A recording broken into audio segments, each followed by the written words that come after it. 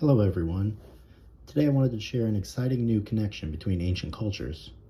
While watching a Praveen Mohan video about the first temple in India to feature lathe-turned pillars, three carvings really stood out.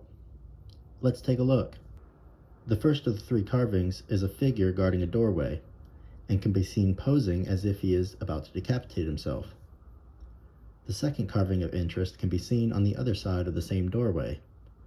This figure is also a guardian, and Praveen describes this figure as cutting out his own intestines. While this interpretation is a reasonable one, based on what we are seeing, let's look at another possible interpretation.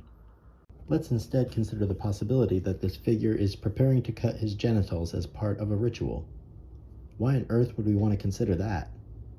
Well, if these two images are indeed depicting the cutting of male reproductive organs and self-decapitation, as strange as it sounds, we actually have another culture that uses both of these concepts that we can use to compare to what we're seeing in this temple. Mayan culture uses the same imagery and may be helpful in understanding the meaning this artist is trying to convey. Some of the Mayan royalty participated in bloodletting rituals, which were used to conjure and consult spirits, like gods or ancestors. Part of the ritual involves male royalty drawing blood from his genitals and burning material soaked in the blood. Here, a royal woman can be seen drawing blood from her tongue as well. In order to consult the spirits, the royalty goes through a middleman, the vision serpent. The serpent appears in a vision, and the god or ancestor emerges from the serpent's mouth. So this ritual will provide the context with which we can interpret these symbols. If we look at this glyph from the Mayan writing system, we see an axe, which is a symbol for to chop or to decapitate. And when combined with these other symbols, it makes the word for self-axe or self-decapitate. So here we have two cultures, both using a very strange concept of not just decapitation, but self-decapitation. If we read further, we see that in Mayan culture, this concept can be used as a reference to self-sacrifice or bloodletting. The other concept from our original temple examples, the cutting of the male sex organ, was common enough for the Mayans to have not just one specific glyph related to this practice, but several. So in Mayan culture, cutting the male organ and self-decapitation are both references to a particular type of ritual. So perhaps that is what we are seeing here. But what about the twisted loop?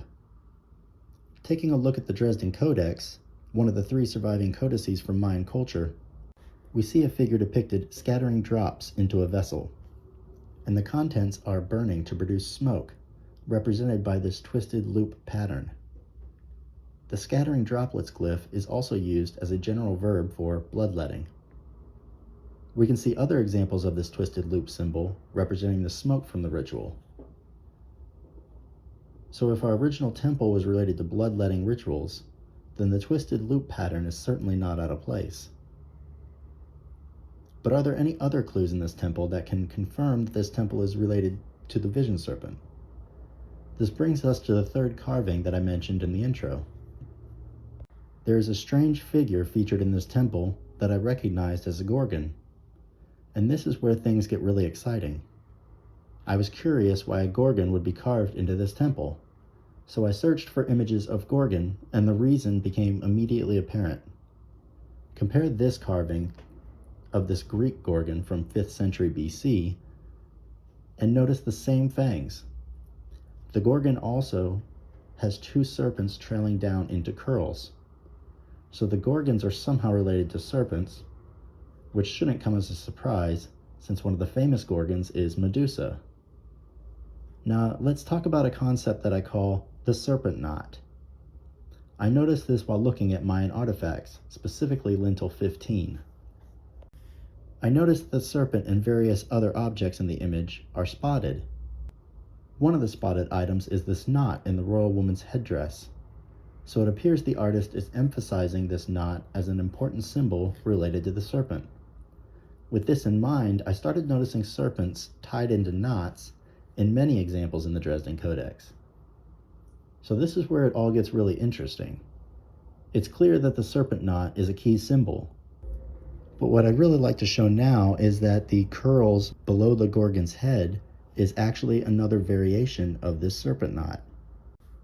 Taking another look at lintel 15, there are several curls depicted with the vision serpent.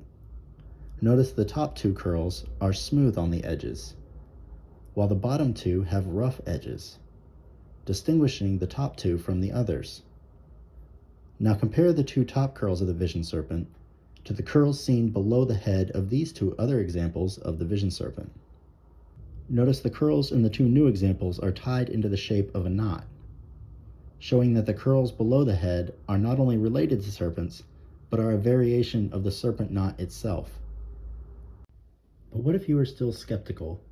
Are these two curls stylized like a knot really related to the two curls in our first example of the vision serpent?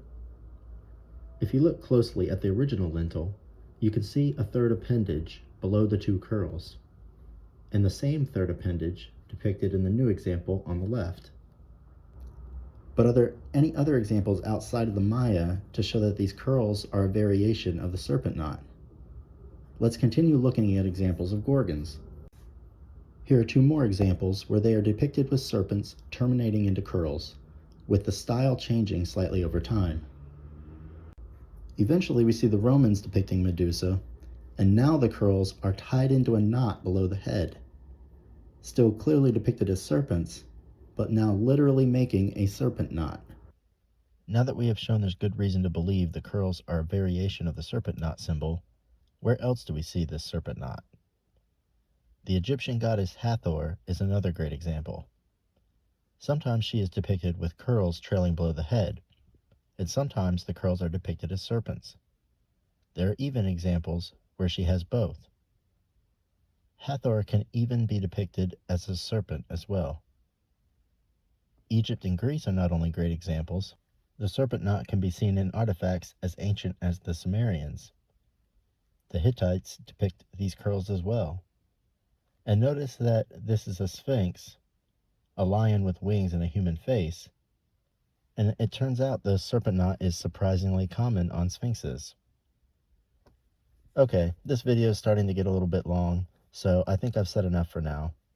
I hope you enjoyed this video. Thanks so much for watching, and take care.